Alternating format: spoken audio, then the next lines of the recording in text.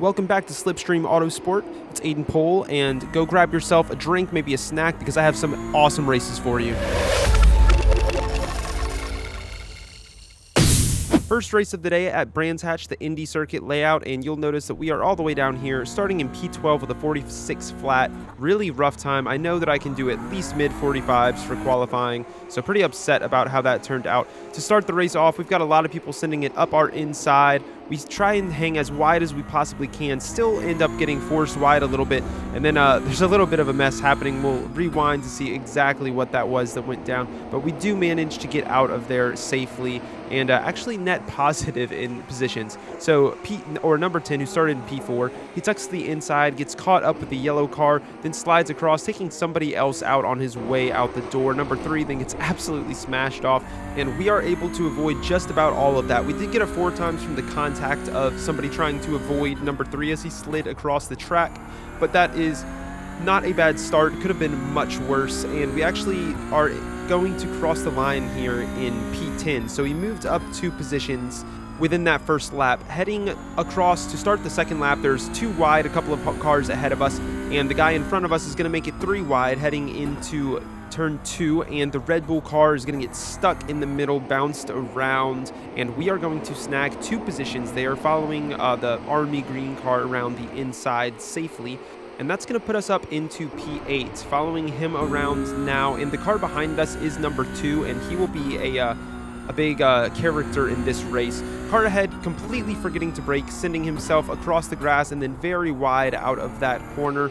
We actually followed him wide with a little bit of target fixation going on, and number 2 manages to slide underneath. So going side by side with him, coming into the first corner, he's actually going to back out and give us that position, thankfully, and that is going to allow us to focus our attention on the cars ahead. Car number 12, I believe that is, the green and white. We know we still have enough pace to climb a bit higher. Our qualifying was totally abysmal. Few cars ahead, going to completely lock his tires up, drive into the wall, and that'll put us up into P6 now. So pretty quickly moving up the ranks here, and we're going to try and snag a couple more positions. Looking in my rear view, this guy is all over my tail, and this is a theme that would occur all the way throughout the race. He takes an extremely narrow line there, and I'm doing my best to kind of still focus on a good exit while simultaneously defending that. End up getting a good run through the first corner, sending it from very deep up the inside of car number 12. The space just barely opens, just about enough to fit my car in. And here's an outside perspective of that. It was a really tight one. It made a little bit of contact mid-corner, but it was a 0 times. Nobody really got affected from that. We will continue to go side by side as we go through the downhill left-hander at the bottom of the hill, and I have the outside. I'm able to get a much better run. He's pretty far back, but he tries to send it up to make it side by side in through this pinch point. Doesn't really work out too well for him. Slight contact there, and he slides off to the side. Really unfortunate. I was hoping that I could put him between myself and car number 2 as some sort of barrier to hold car number 2 back and allow me to really focus on my lines and drive away, catching the people ahead. We are in a strange situation now as we are both defending and attempting to catch the cars ahead, which I do believe I was faster than, so I wanted to make this work, but it was pretty tough with this guy just constantly taking up my entire rear view mirror. Really, I was trying to find a compromise between pace and defense. You can see me there taking a semi-defensive line, tucking back extremely quickly. Kind of had to manipulate mid-corner there, and I'm going to take a defensive line heading into turn 1 as he is right on our tail. He tucks to the outside at the last second for a better exit on the first corner. We make our defensive line work just about as well as you can, meeting that apex, not really scrubbing off too much speed and taking up as much of the track as we can, so he really has nowhere to go. Diving to the inside early here just to avoid any chance of a late dive from him and pulling a small gap through that corner, which was really the only place I felt we had any sort of advantage in pace on this guy. He was very fast. Once again, coming into the back of the track, a terrifying spot to be with him right behind me. Managed to make it work pretty well this time as he doesn't attack quite as hard. He kind of stays behind me there and allows me to take a slightly faster line. And while defending him through this entire process, we are still managing to catch the cars ahead. So I knew if I could just get a couple of laps without him pressuring me into some of these big braking zones, I would be able to catch these cars and possibly contest for a position. However, I feel that would have to be from a mistake from the car ahead, as I have so much pressure from behind. It's going to be hard to ever try and take an offensive line without actually losing a position to car number 2. See right here again, he stays on the inside, just waiting for that door to open up. I am not letting it, trying to stay tight all of the way through there. I know that that's where he wants this move to happen. He's not really looking to pressure me anywhere else at the moment, or he's pressuring, but he's not looking to make a move actively on any other corner apart from that one.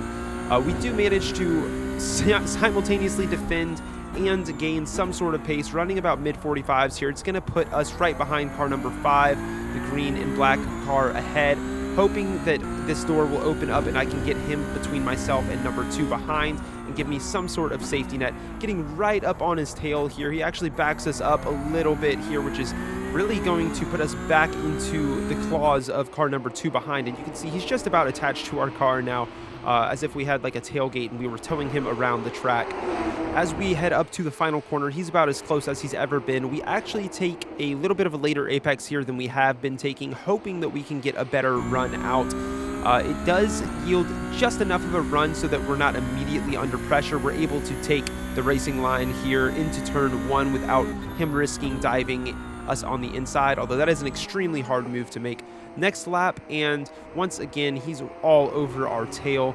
We had to defend the corners before this as well, so we've kind of separated ourselves from the car ahead. I'm feeling the pressure, and at this point, I'm really wondering if all of this defense is worth it, and against my will, I drive a little bit out wide. I think I was overthinking in my head, lost focus on what was happening in the moment, and he takes the first opportunity given to him, slipping up the inside, taking that position, and we are on the outside for turn 1. We're going to step behind him and see if maybe we can just tail along with him, and then together we can catch the car ahead. I did feel that he definitely had the pace to catch this guy pretty quickly, so I didn't want to put a bunch of pressure on him, thinking I think we both have the pace. Maybe we can just, you can have P4 and I'll take P5, and that sounded like a good deal to me. Coming across the turn 1 for the next lap, and a bit of sliding going on at the bottom of the hill. As we come up to the carousel, I overbrake just a little bit, lock up my tires as the car goes light, and that's going to put me into a slide. However, we did have enough room behind us so that nobody was able to take advantage of that. As soon as I am out of the situation, he catches the guy ahead, and he has nobody pressuring him behind, so I'm sure he feels much more comfortable making an offensive move. Car number 5 goes wide into the first turn, and 2 is right up the inside, solidifying that position, parking it on the apex, and getting around that carousel cleanly. Few laps later, and everybody here is going to start running into back markers, so this gives me a little bit of motivation, as I know it's going to hold P4 and P5 up, and I'm doing my best to lose as little time getting around these guys as I can. Skip forward to coming across the penultimate lap, so we're about to start lap 32, the final lap, and we have actually closed the gap up pretty significantly. We are in the slipstream of the car ahead. Coming into the carousel, he's going to overslow massively. We get the drive down in time, putting us just about on his tail, really only with the 3 more opportunities on this lap, or not even opportunities, really one more solid opportunity out of that final corner, but we're already beginning to drop off, and we don't get the best run through this little uphill chicane either. So coming across the final turn onto the straight, and it's not going to happen for us. We go a bit wide as well. Really beating myself up at this point in the race for that stupid mistake on the carousel. Had I not done that, we absolutely would have gained P5, I believe, but we didn't. The reality is we're settling in P6 for this race. Here are the results for that one. Ended up gaining, losing 0.04 safety rating, but gaining some I rating, and I'm not one to chase safety rating all that hard, so I'm pretty happy with that. Feel free to pause if you want to see anything else. This is the qualifying for another race I did later that day, completely missing the apex on my first lap of qualifying, which is going to totally torch that lap. My focus then shifts to getting a good run out of the final turn and onto the straight for my second and last qualifying lap. Really should be doing mid to low 45s here. I've consistently been putting in 46s for qualifying though, and then running much better in the race. 46.3 on that first lap, absolutely god-awful. Second lap, really focusing on this first apex. A lot of the lap relies on that. Managed to hit it just about as cleanly as you can. Perhaps could have carried more speed in, but the line itself was pretty fantastic. getting the power down as early as we can out of the carousel. There's a lot more grip there than you think. Braking just before that 50 extremely lightly and trailing all the way using that AstroTurf out on the right side. Braking just after that 50 after you turn in to help get the car turned to the left, swinging back to the right, and in this instance going a little bit wider than I needed to, but I overslowed the car, so I didn't really have all that much of an option. If you overslow the car and stay on the inside, you're just losing more time as opposed to gaining time on exit. Coming across for a 45.34 and then celebrating by doing a sick little power slide into the dirt here. And let's check out where that puts us on the grid. Behind Corey Lazarus in P2 with a 45.3. He's about 3/10 ahead of us. The guy behind is less than half of a tenth, or about half of a tenth slower. So I feel like this will probably end up being a race for P2. And sure enough, as the race starts, P2 is going to get a fantastic launch, skip ahead of us, and we fall behind, settling in, hoping that we can gain that position back. But this early in the race, I'm really just focused on saving my tires. I don't want to risk having another silly slide on the carousel or anywhere else on this track for that matter. So braking a little bit earlier than we need to and trying not to get as much angle on exits. You just don't want to slide the tires right away, especially on cold tires. Already behind, there's a pretty decent gap. The gap ahead is growing as well, but I'm not too concerned about that. I know I have the pace if I can just settle into the track and be consistent. And really, consistency hasn't been my problem this week. It has mostly been pace. However, on the day that this race occurred, my pace was just about as good as it has ever been on this track. And we definitely do end up losing some time to these guys across the first few laps. You can see through that section specifically, they pull away, and once again, I'm still turning in for too late of an apex. Car ahead getting a really poor run through there as well, but my line is not where it should be, at least on that last corner.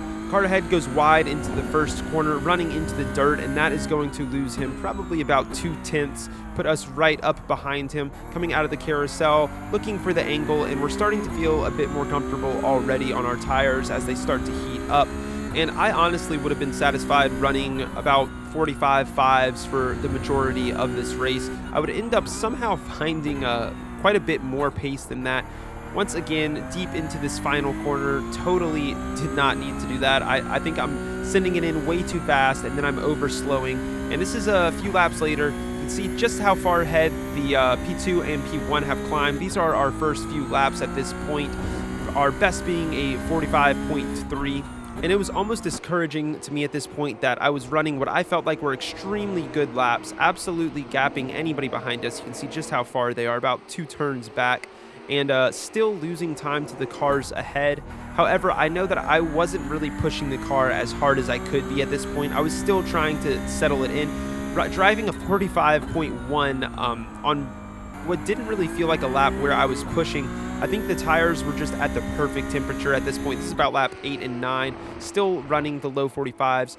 Car 1 has completely pulled away from the rest of us. We are both about 5 seconds behind him and probably about a second and a half or a little bit less than that behind or away from each other, the difference between us.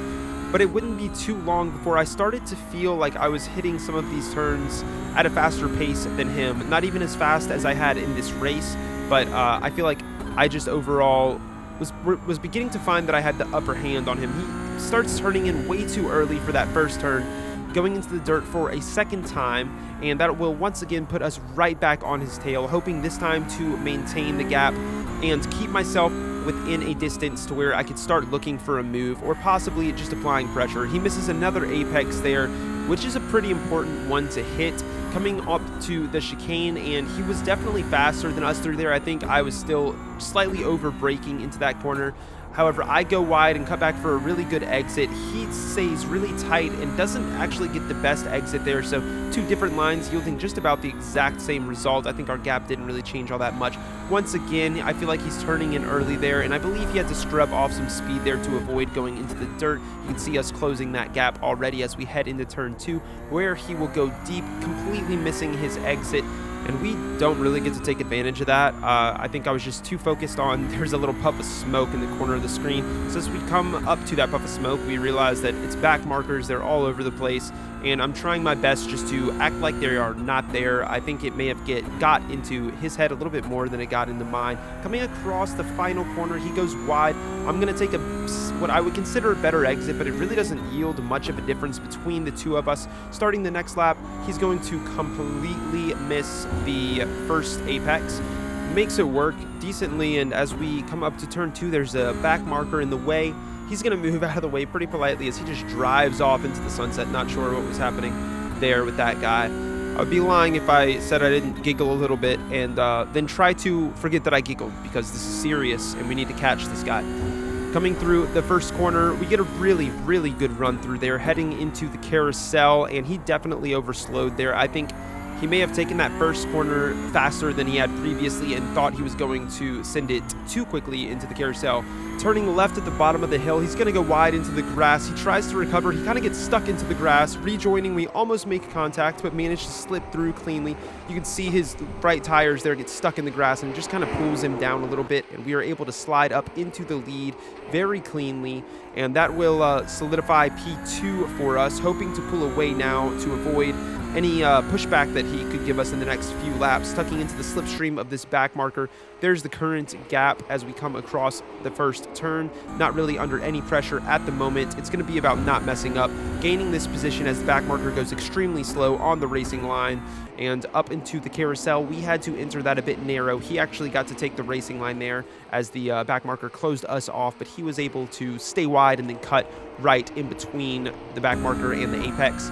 Not the optimal situation for that. Optimally, it would have been nice if he got stuck between, or the back marker got stuck between us, and then we could open up the gap that way. Not going to happen though. Coming across the final turn to start, I think we're around lap 20 now, and looking at some of our laps here, we definitely did manage to put in some pretty solid times, especially as the laps kind of got closer to lap 20 compared to his. He got up into the high 45s, some 46s. We kind of stayed around mids or like mid-highs, 45.7 at our slowest, I believe. Through turn 2, he's going to go super deep, and that'll be the beginning of the end for him. After the race, he was talking about the fact that his tires seemed to be going off and mine seemed to not have been going off, which is perfect because that's exactly what I was trying to achieve this race, taking it a lot slower, or a lot, not exactly slower, but trying to preserve tires, less scrubbing in the first half of the race, and then kind of slowly start to work into pushing. Turn 2 on the next lap, and once again, he's going super deep. He cuts back to try and get a good exit, but it's not going to be enough. Here's the gap starting. This is lap 32, so pretty big gap at this point. And here are the lap times from lap 20 all the way to lap 32. We stayed pretty consistently around the mid to low 145s actually, so I felt really good about this one coming across the line. I realized that this was probably my fastest race yet, and indeed it was in terms of total time, fastest by about a second, so really felt good about that one. Pulling across and parking in my little spot I like to park in for a super satisfactory P2 finish. Starting P2, finishing P2, right where I should be, gaining 0.1 safety rating and 59 I rating. Not the strongest lobby overall, but the guys at the front were definitely fast. Corey super fast. My best time was 0.001 faster than P3, and I think that sums up about how close that race was for me.